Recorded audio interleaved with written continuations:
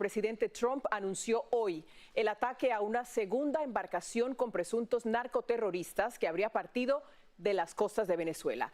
Este anuncio se da en medio de la escalada de tensiones entre ambos países.